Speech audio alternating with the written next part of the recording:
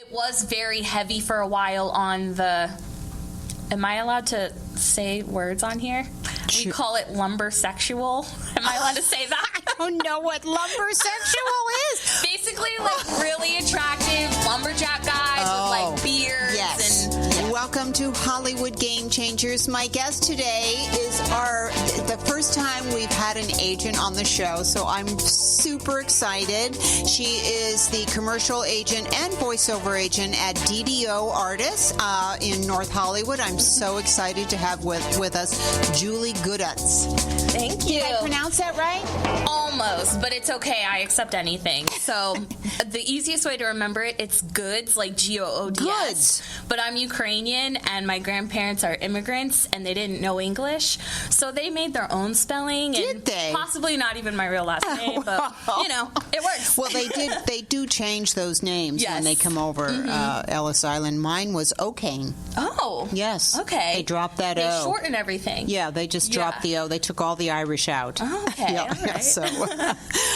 So Julie, I know, this is a Hollywood Game Changer, so we are going to talk about your game-changing moments, but I know that you were an actress to start. Kind of. I wouldn't call myself an actress necessarily, but I dipped my toes in it. I was a dancer my whole life. Oh, my God. So I did a lot of theater stuff and competitive dancing, and I danced all over the world. I did the Olympics in Sydney, Australia in 2000. Shut the front door. Yeah. Oh, my God. I loved it. So I was like, well, let me try some on-camera stuff, too. And I grew up in the Philadelphia area. Okay. So I was really close to New York City. So it was just an easy, 1 hour commute back and forth. Went to some auditions and booked a couple little roles here and there. So, and then I decided, when did you decide that's not it for you? Honestly, when I got to LA, because I didn't move out to LA expecting to act. I was actually just visiting a friend out here that I grew up with. And when I got here, I was just like, I love this city so much, and the weather, no snow, no winter. One of the biggest selling points for me. And I just decided to stay. I skipped my flight back home and hoped for the best. I called my mom, and she was like, I kind of had a feeling this was going to happen. My God. Wow. So luckily, she mailed all my stuff out that I needed for me. I lived on my friend's floor, a little air bed in the corner of his living room floor for 3 months while I figured it out. Yeah. So it all worked out, but... So what did you do when you first came out here? When I first came out here, I knew I wanted to work in entertainment. So I started applying for internships at agencies because I worked with an agent for a little bit while I was back east, and I really liked the vibe of my agent and kind of hearing more about their job. And I didn't know too much about what work they were doing on their end, just kind of what you would expect as an actor. So I applied to a bunch of different agencies, got an internship at DDO. That was a couple weeks after having moved here. So I did that, and then I realized more of the back end work and what's involved, and I fell in love with it and stayed. So that was your first job, and that is unbelievable. Almost 6.5 years later. So you just worked your way up. I did, yes. Wow. Yes. That's amazing. Yeah. I had no idea. That's fantastic. And you are you know what I love about you as an agent is you. Tell me. You are so passionate. You're so passionate. You have so much energy about it. I can't imagine. I saw you the other day. She was here for one of our classes.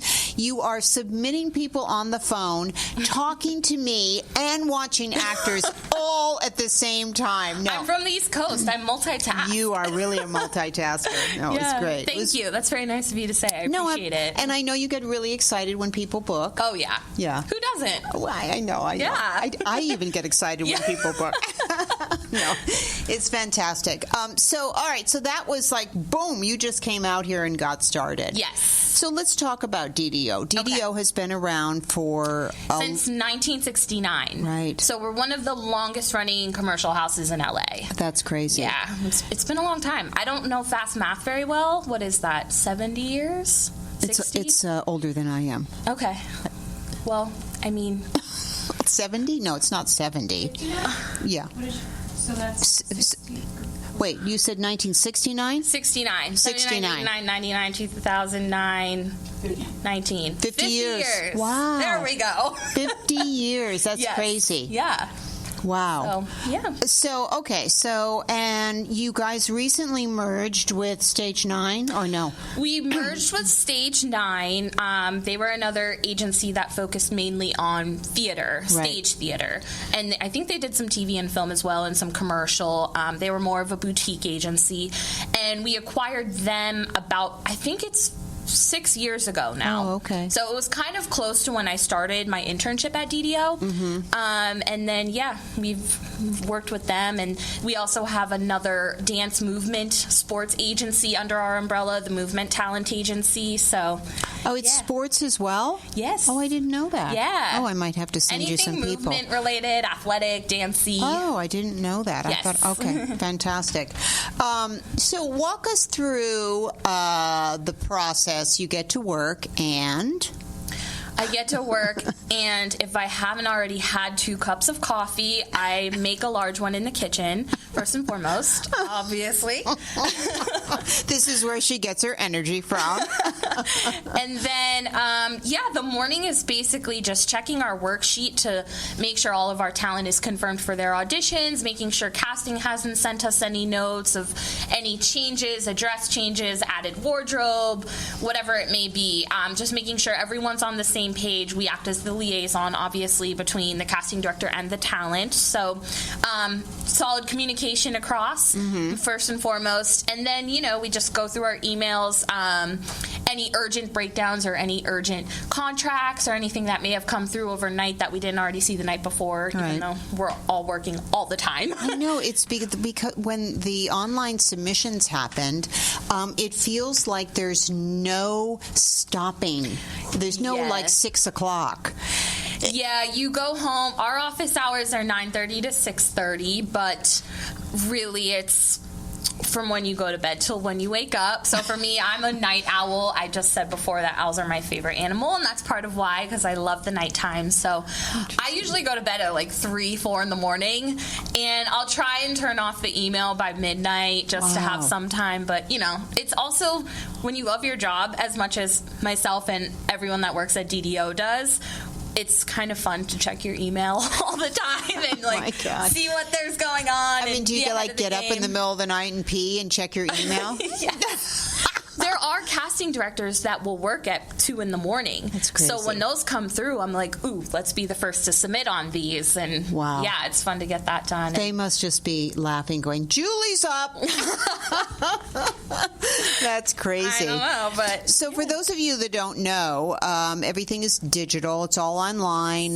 The casting notices are put out through online, and the submissions are done online. And so that's why this there's really no break. I mean, you could be out watching a movie and submitting people at the same time. Yes. I was actually just back east for my best friend's wedding. I was her maid of honor last month. And the whole time I was home, I was working. I didn't work at the actual wedding ceremony. You see her walking down the aisle, submitting. Just 1 second, Honestly, she wouldn't have been surprised. She probably would have laughed. Oh my God. But so you always have to be looking, because as long as casting and ad agencies are working, you have to be working. Right. Yeah.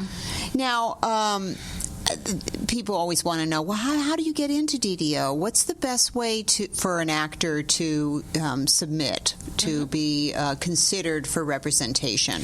So there's a couple different options. We take a lot of referrals from managers, casting directors, even other clients on our Judy. Yeah, seriously, yes. So we love referrals just because we know that it's coming from a good place and someone's vending for them. That's great. We also do look at every submission, whether it's mail or email. I like email just because we are working on our email all day. So it's easier to just file it into a folder, and then when we have downtime, go through them and call in who we want, and then you can click external links to see footage or any improv experience they may have, and look at the headshots right then and there. I would suggest, just to throw out a suggestion, any actors watching, don't put on anything that you have to download, because usually we do skip that stuff just because it could carry viruses and who knows what. So everything plus embedded. it takes time. I notice for me, if somebody sends me something that I have to download, I'll be downloading it, but then get a phone call or someone will call me away, and then when I come back, I've moved on. Yep. Yes. So that's easiest. And then it is fun to check mail sometimes because we don't get as much mail as we used to. We still get tons of submissions in the mail. So that's, I do forget to check my mailbox. Thankfully, my assistant is very on that for me, and usually every Thursday she's like, here's your mail, and throws it on my desk. Oh my God. Yeah, it's fun to look through those just because you are so digital all day, every day. It's nice to be taking a break and looking through hard submissions. So. Oh, that's nice too. Yeah. So what does your assistant do that you don't want to do? My assistant is a saint, Cassie Galvin. I love her so much. She is a rock star. Her main task that I am very happy I was able to delegate over to her is tracking invoice payments. It is tedious. So anytime there's print jobs or anything that requires an invoice, they will send that out, and then we have to keep track of the payments coming in. And so she does all of that, and it's excellent. Oh, she's got an A-type personality. Oh yeah, she's very detailed. She's also from the East Coast. Oh, okay, so, that's great. And then my partner Candace Stewart too, the other agent in the commercial division with me, is also amazing. We collaborate a lot. We always work together, and it's fun. Just the three of us are such a great team. And now, do you share an office, the three of you, or just Candace and you? The three of us share an office. So Candace and I sit together, and then Cassie sits on the other side of the room, and we're always talking out loud and throwing ideas around, listening to music, just having a really good environment to work in. The whole DDO office has a great environment. Yeah. And you have a youth division and you have a theatrical division. Yes. Anything I'm missing?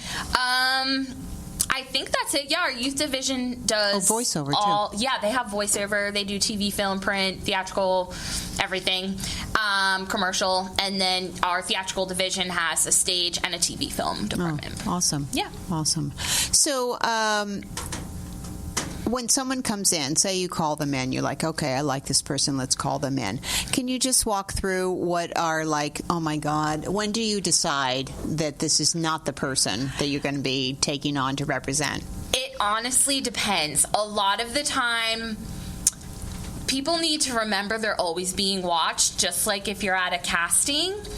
When you're in our lobby area, our receptionist is letting us know what's happening, if something is happening that shouldn't be, if the person's being rude, if the person's being demanding, if the person's being genuinely nice. They'll be like, this person's really cool, like I'm really excited for you guys to meet them. Like, our receptionist is a little spy. So that's a really good note. And then sometimes people will come in not prepared. When we set people up, we give a description of everything that they need to bring with them material-wise. We like them to bring a headshot and resume hard copy, just so we have the resume in front of us to refer to ask questions, and just to make notes. It's easy, and then we can flip it over and refer back when we're making a decision later in the week. And a lot of people show up without the materials we ask them to bring, so that alone for me is you just lost a few points, but I'm still giving you the benefit of the doubt. Wow. If people are late and don't let us know, if they call and let us give a heads up, then it's okay, just so we're aware. But I can't tell you how many people show up 15, 20 minutes late and no notice, and by that time we've moved on, or it's the next week. To an agent meeting. Yeah. Wow. We schedule our meetings about 20 minutes in 20-minute segments. So if you're 15 minutes late, we have 5 minutes with you. So it's not really going to do much for you. Wow. And then just, you can tell when someone is really in it as their profession and really wants it, or if they're doing it just because they're in LA and it's the Hollywood thing to do or whatever. There are people like that? Yeah. Go for it. And sometimes there's people that will surprise me. They'll walk in, I'm like, oh, I'm not really sure, and then we'll get to speaking with them, and we're pleasantly surprised. Wow, this is a really cool person. They have some great skills and attributes to them, and it get us excited to work with you. Right. Some people come in that we are very excited about, and then they get into the room and they don't talk. Yeah. And it's just, you need to be able to talk and tell us about yourself and not give yes or no answers. Right, because the interview is an indication for you of how they're going to behave out there in the casting rooms. Yes. Yeah, and the better we know you as a person, the better we're going to do at submitting you. Right. Yeah. So, all right, so you like them, they leave. Do you tell them right then and there, or do you wait? Usually not, just because we take meetings on Wednesdays and Thursdays every week, and especially if it's a Wednesday meeting, we like to wait and see who's coming in on Thursday and just make sure that we're not signing too many of the same type if we know we have that lined up, or just to kind of compare people to our current roster to make sure we feel we could keep them active and with whatever the current trends are, with whoever the conflicts are on our roster already. Right. We don't sign too many in-house conflicts, just there's already so much competition out there, so we don't want to have too much in-house competition. But you do have to have a few people in every category. Yes. So because if someone's out or someone's booked Toyota, and then we don't have anyone else to go out for a car spot. Right. Yeah. So what do you notice about your clients that consistently work? Communication and professionalism. Just as I said, they're taking it as their career and not as a hobby, because this is our career, and we want that mutual respect to all work as a team and make magic happen. As corny as that is. And money happen, too. And money happen. Let's fill our wallets. Oh, my God. So, yeah, people that are getting into classes, who are staying active. You know, a lot of actors don't do this, but a lot of actors think that, oh, I'll spend the day at the beach, and if I get a call, I get a call. If not, if not. So it's really a job where you should be consistently doing something. You could be writing, working with your friends to create your own material and content, networking, working on your skills, working on your classes. If you need new headshots, getting those headshots. People who don't ask for time frames and windows when they have auditions. That's really hard to work with, and we can get more into that later. And people who show up, and we love having a list of our go-to people, the people that we know we can count on to make a same-day audition. There are auditions coming through where you're only getting 2-3 hours notice, and casting's expecting you to be there, so we also expect that. So just communicating your schedule and really taking it seriously. Yeah. And those are the people that end up booking. Those are the people that book, or the people that get close to booking and are on a veil, and we really are pushing for them to get to that booking point, because they're working hard. Yeah. You've been doing this now for, what did we say? As an agent, officially a month short of 6 years. Okay. Yeah. So even in that 6 years, but from the time that you've been here, have you seen the industry change? Yes. Okay. Tremendously. Yeah, because I've been doing it for 40, and it's definitely changed. But in the last 6 years, I have seen a huge change. So can you talk about that? Of course, yeah. There's been a bunch of changes in terms of just what ad agencies are looking for their commercial advertising. There's just been a shift in the types of, they want more character-y people, or it was very heavy for a while on the, am I allowed to say words on here? We call it lumbersexual. Am I allowed to say that? I don't know what lumbersexual is. Basically, like really attractive lumberjack guys with like beards and yeah, that's just the term we came up with. I like it. See that come through. We're like, ooh, more lumbersexuals. We need to sign more of those. So, no, I think every single spot. In fact, I was telling all my my male students, grow a beard. Yeah, grow a beard, but it's not like that right now. It's phasing out. Yeah, it's phasing out. Man buns were in for a while. That's phasing out. In terms of females, they're wanting a lot more real body types now, which is awesome. They're kind of steering away from the model-esque and going more toward real, authentic, healthy, which is great. Yes. So, and then in terms of actual union status, there has been a lot more non-union than union in the past few years, unfortunately. But we've already seen a shift in union work since the renegotiations this past April, I think it was. They implemented a new contract for union, so basically it's just 3 tiers of different buyouts. And have you seen some of those buyouts being put into place? Yeah, you have. We've booked a few of them. It's definitely still newer, work in progress. There's still a lot of people using the old contract because that's also an option, which is great too, because then there's still residuals to be made. Right. But yeah, we've definitely seen more union work coming in the past few months, which is excellent. Yay. A move in the right direction. Yes, absolutely. Yeah. Do you see it going in another direction, or is there anything that you see that's moving? You tell me. I don't it's know. so hard to keep up with. We just kind of do it day by day and see where we're going. And I hope it keeps moving in the direction of more union work. Yeah. Obviously, we all want that. There's the union in place for a reason, and we respect that and want that to be the main focus. Absolutely. So, yeah, hopefully it keeps moving there. But, you never know. So do you hope to own your own agency one day, or are you happy with working at an agency? I'm not sure.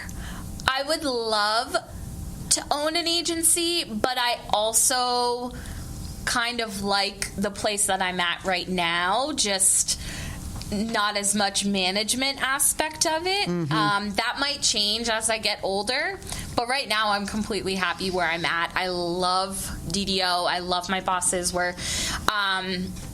have 2 female partners, which is amazing. So, and then we also have another male partner, and he is so fun and so great, and it's such a great environment. I can't believe that where I started from just deciding to move here to the place that I'm at now fell into place so perfectly, and it's such a good environment and family aspect, and everyone is just really supportive there. I feel like that and casting that it's a career that you can move up quickly. And I did, yeah. You move up quickly, and it's not necessarily the same as an actor.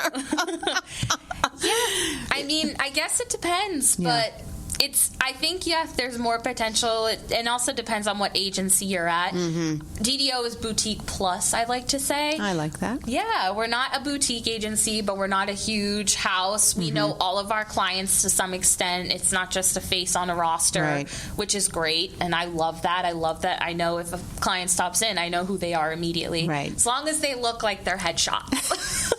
If we haven't already prior met them or seen them recently, because sometimes a lot of time can go by before you see people again, and it can be one of my clients just stopped in yesterday, and we realized I hadn't seen him since 2015.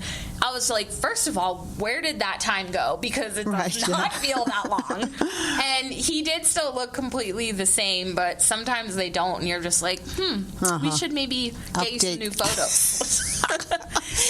And on that same note, when do you decide? Is it like Christmas time or at the end of the year? Do you go through the roster and thin the herd, so to speak? The purge. The purge.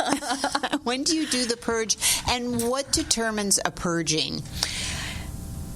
We kind of do it throughout the year. We do a bigger purge usually in the new year. Okay. Happy New Year. Yeah. It's hard because we have hearts, and we don't want to do it around the holidays. Otherwise, we probably would do it at the end of the year. So it also is kind of a bummer, like coming back from break and then possibly being released from your agency. But I think that's a little better than doing it right before the holidays. Yeah. So, but we never really do like a huge drop. We like to give all of our clients who are working hard, whether they're booking or not, if they're putting in the work and the momentum, then we're willing to keep working with them. So what is there something where, like, if somebody missed 3 auditions and didn't book out, or is it like, okay, that's it, he's gone? Yeah, it's more people who are just constantly canceling or sending book outs after we send you an audition. That's the worst. Just people who are asking for windows all the time or making up excuses. And you can just tell sometimes people need a break and they don't realize they need a break. Right. Sometimes it's just a matter of booking out for a month or two just to rebalance, get back in focus, and get going again. So, yeah, we really try hard to communicate a lot with our clients just to see where everybody's at and make sure that we're all on the same page. I think actors are afraid to book out.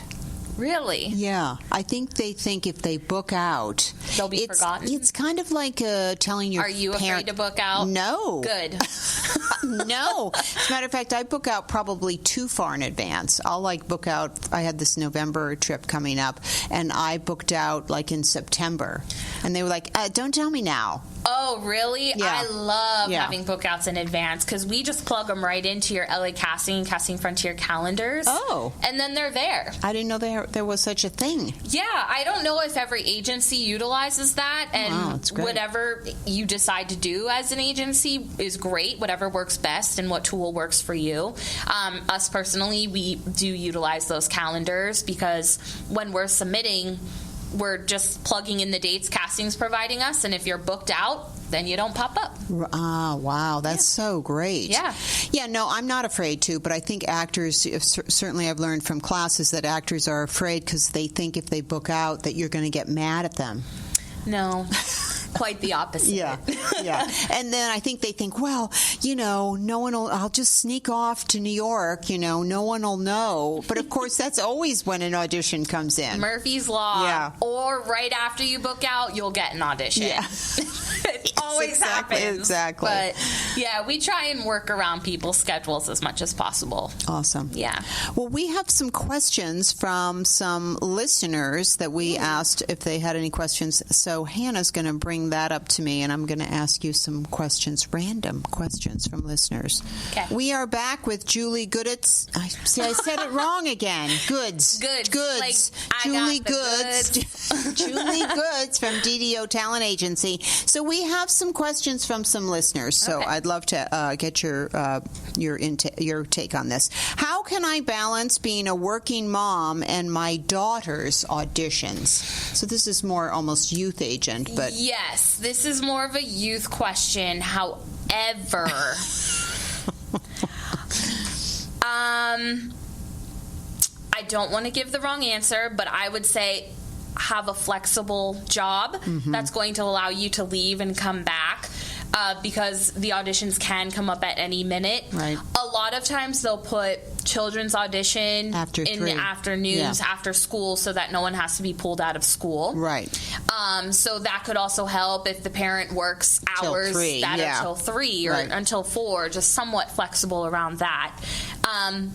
But yeah, you have to be available at the drop of the hat to be able to take your kid to an audition. Usually they'll find out the day before for a commercial. Sometimes for theatrical, you might get a couple days notice. I know there's a lot more self-tapes with theatrical. Right. But yeah, I don't want to speak on the youth agent's behalf too much, but that would be my take on it. Well, I was a working mom, but a working mom as an actress, and I had a kid who was in the business from the time he was 4. Oh my God. It's a lot of time on the road. Oh dear gosh.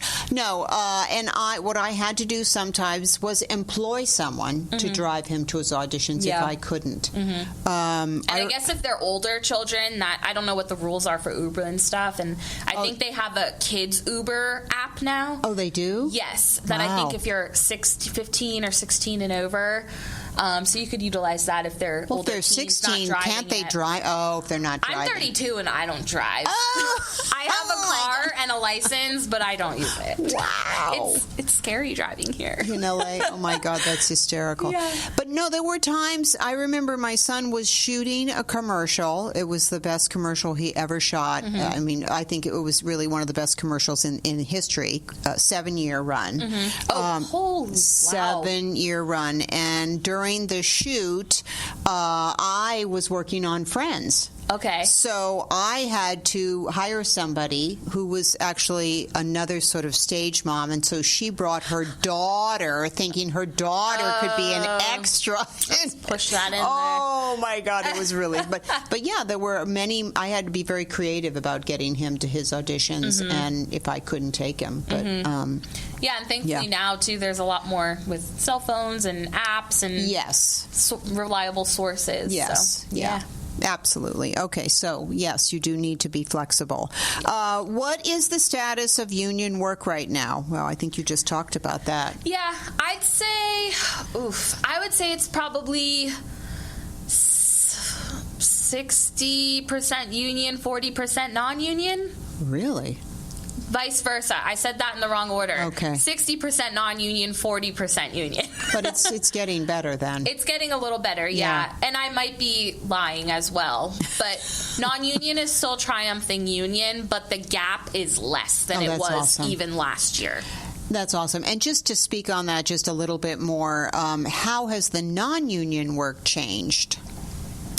The non-union work in terms of being less of it, or rates? Rates and just anything that you can speak about the non-union work. Have you seen a change in that? Are they more open to seeing everybody? Do they want to see really talented people? You know how they put sometimes on the breakdown, must be a brilliant actress. 5 core actors. And it's just like... It's a mix. There's a lot of breakdowns that come out non-union that will say fresh faces, upbeat. A lot of people want to see fresh faces. A lot of the casting directors work with a lot of the same directors and ad agencies, and when they're constantly putting the same people in front of them, they're like, okay, let's mix it up a better. So that'll come out. They'll have the same thing. Large resumes, big working actors, but non-union. So go figure. It's a little oxymoron there. Rates are all over the place. We personally don't submit on jobs that are pretty much under $1,500. Just so it's worth everybody's time. Right. And we typically only submit our newer actors on those jobs just to get them in front of the casting directors and build those relationships and start building up a resume and getting set experience and just learning the business in addition to taking classes for that too. Oh, that's great. Yeah. I had a question. It was a good one. Oh, I know. Do you ever get a call from a casting director and say, oh, so-and-so's not ready? Or has that ever happened? Not at your agency, probably. I'm just wondering if they do that. I'm trying to... The only call that we've gotten before was someone who got booked, unfortunately, saying that they were a pro-level basketball player. Ooh. And they were it was a kind of a last-minute booking. They booked our talent. He had all of his resume marked as pro-level, played this, did all this. Little did we know it had been years since he was doing that, and he only really played recreationally anymore. But again, we're talking to the clients directly and hearing what they're saying and then applying what they have on their resume. And casting was pretty much just booking off of photos. So our talent got booked. They got to set, couldn't perform up to the level they needed. We got a call, not happy. The casting director called us because the casting director had been yelled at by the director. Sure, it's the kick the dog down. Yeah. So trickles down the line, comes on to us, and then our talent got fired from the job on the spot, and then they hired someone who was at the courts playing on the other side. Oh, my God. Some random guy off the street, didn't audition. He was just there having fun and ended up booking a national. So wow. Yeah, that was.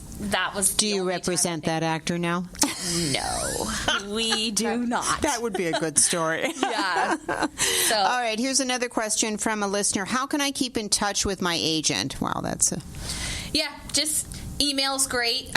We do have an open door policy, so we love our clients to stop in once in a while. If you can make an appointment with us, great. If not, and you're just popping in quick for a few minutes just to say hello or let us know anything, we're always open to that unless, of course, we're busy taking other meetings. In that case, you might have to wait a little. But, yeah, we love to see our clients. It's good to see them to make sure everyone still looks the same, and just as a reminder, like, oh yeah, you're a person, you're not just a face we're clicking every day, and it's nice to have the connection. Yeah, absolutely.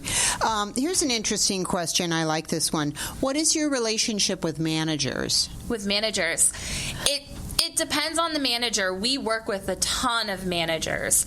Some managers just want to be involved in the aspect of getting avails and bookings just so they're aware of their client's schedule, and they don't really dip their toes in commercial at all, but need to be in the know, obviously, to be the liaison between the theatrical and the commercial.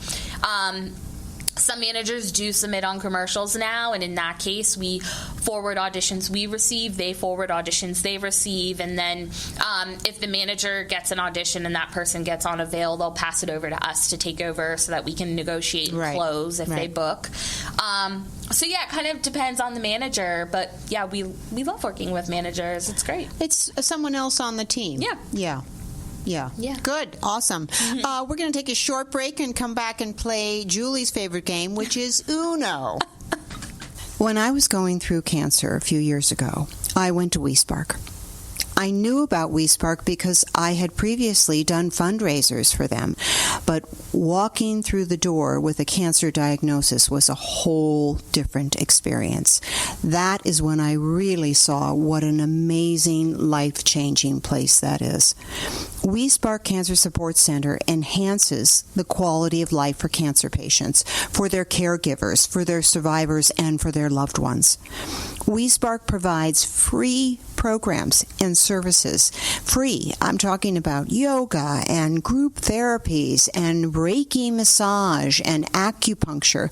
And all of these services alleviate the physical and emotional side effects of a cancer diagnosis. Call 818-906-3022. Call them today. Here's one more question.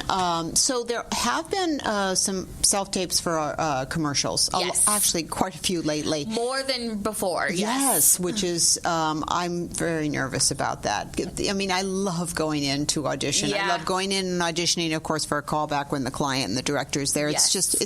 It's like, I guess, theater for me. But when a client submits a self-tape, do you watch it? Oh, definitely, yes. Okay. We like to give feedback if possible. Obviously, we want you sending in the best audition as you can. And just as if you were going into the room, some auditions in the room, you'll get some feedback or some different direction from the casting director if they have time. Sometimes it's your first take and you're done. But since we do have that ability to control the self-tapes, we'll watch them, see if there's anything that needs to be changed, see if the lighting's okay, making sure you can hear everything clearly, making sure it's to the standards and the specs that the casting director is asking for. I can't tell you how many people send self-tapes that are selfies from their iPhone of just their face, and we're like, no. Redo and read the directions. Read directions always, people.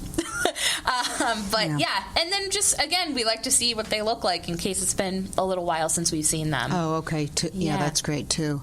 Yeah, I think it's fascinating to me. I mean, a self-tape, whether it's a self-tape or an audition, it's the way to get the job. That is the means in which you have to obtain this job employment thing. Yes. And to do it with this blanket disregard, or to think it'll be okay holding a script and not being off book and reading and with bad lighting, it's staggering to me. Yes. Again, the professionalism really comes into key. Yeah. So I know when we tape here, and I've taped somebody who has in the past only sort of done it at home with some rudimentary, hey, Joe Blow mailman, could you hold the phone and tape, kind of thing. They come in and they're like, wow, that was now all they have to worry about is the acting. Everything else is sort of done. Exactly. Yeah. And we do recommend people go to studios, because just like you said, there's so much less stress and pressure on you already with having someone there to help you and direct you and that knows what they're doing, and especially from you as an actress, you know what to do and what to look for. So it's very helpful. I agree. And they leave happy. Yes. All right. We are going to play Julie's favorite game, which is Uno. Uno is a card game in which players, I'm going to read this since I do know the game. They take turns matching one of their cards with the color or number shown on the top of the deck. And I think you say Uno, which is one, when you get down to one card, right? It's like the... And now that I'm thinking about it, I don't know. Well, this is brand new. Yeah, I brought a new one so that it was fresh. Oh, very nice. I guess that wasn't great, though, because we need to shuffle. Oh, that's okay. We can do that quick. Yeah. I'm not sure how well this game will work out with two people now that I think about it, but we'll just go with it, you know? Okay, sure. Well, we could always bring Hannah and Cameron in to play, too. My dog has played cards, too. Can you elaborate on that? He puts his paw and moves it.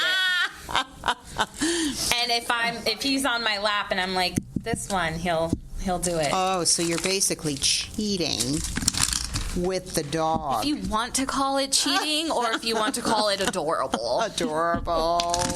Of course. I'm not a great shuffler. How about you? I'm good. Yeah. Yeah. I play cards. I'm a big game player. Okay. Yeah. I love organized games. Oh, me too. I really do, because you're sitting away from a screen, especially we have jobs where we are in front of screens a lot. All the time, yeah. So it's nice to relax and kind of challenge your brain from something not work related. Oh, absolutely. And the fun and the frivolity that happens, you know. Yeah, and if you win, it's even better. It's so good when you win.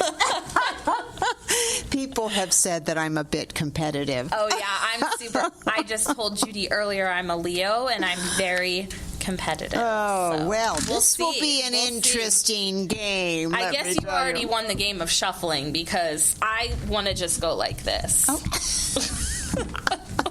Would you like me to? There you go. All right, so we'll just do one shuffle together. And then... I'm judging you. Do we get... Thank you. Do we get a certain amount of cards to start? 7. Yeah, I believe it's 7. Oh, you get 7. Mm-hmm. Okay. All right, here we go. 7. Okay. Perfect. And then this gets turned over? Yes. Okay. All right. Oh, and it's a skip already. That's a skip? Yeah. Okay.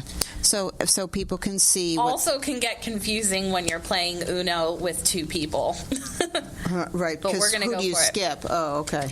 So, all right, you go first. All right. So I can do this, right? Yes, you can. Because it's the same color. And then, do you play Uno where draw 2 means that's my turn, or I go again after drawing 2? Well, I haven't played Uno in a while, so how do you play it? I think that counts as my turn, so you go again. Okay. Yeah. And now I got skipped, so you go again. There we go. Thanks for putting me on the board. You're welcome. Okay, so I am going to skip you now. And I am going to do that. Okay, and I will do that.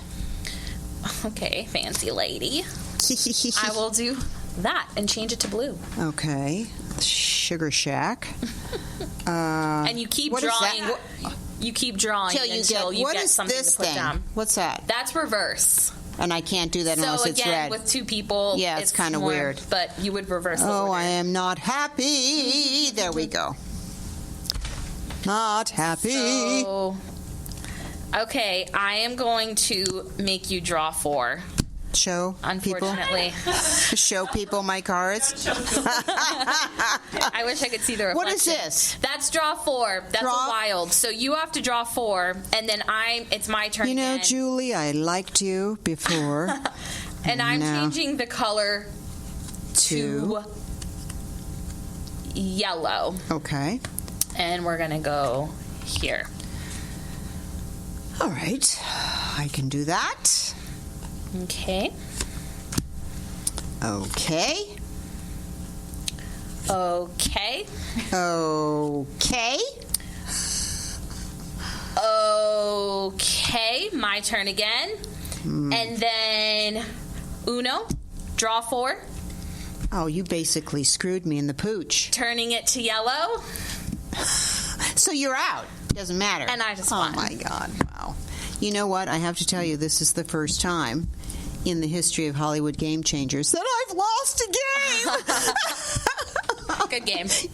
So, Julie, you must have some very successful clients. Is there anything that we can look forward to? Anything that's coming up? Yeah, so we represent Brandon Moynihan, who plays Captain Obvious in the Hotels.com campaign.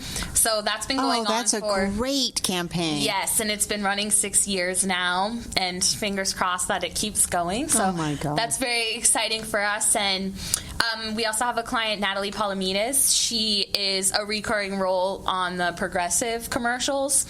What is her character's name? I forget off the top of my head, but she's been in like 14, 15 spots so far in the past year and a half, and they keep booking her. So it's exciting when they call. Super exciting. Hoping to get close soon to putting it on the contract deal. And yeah, that's probably our 2 main people right now. Awesome. Yeah. Fantastic. And I'm sure more to come. So yes. That's Julie Gudz. I got it right. I got it right. Julie Gudz and Leo from DDO Agency. Thank you so much for coming. Thank it's been you. a pleasure. Thanks oh my for God. having Look us. at that face.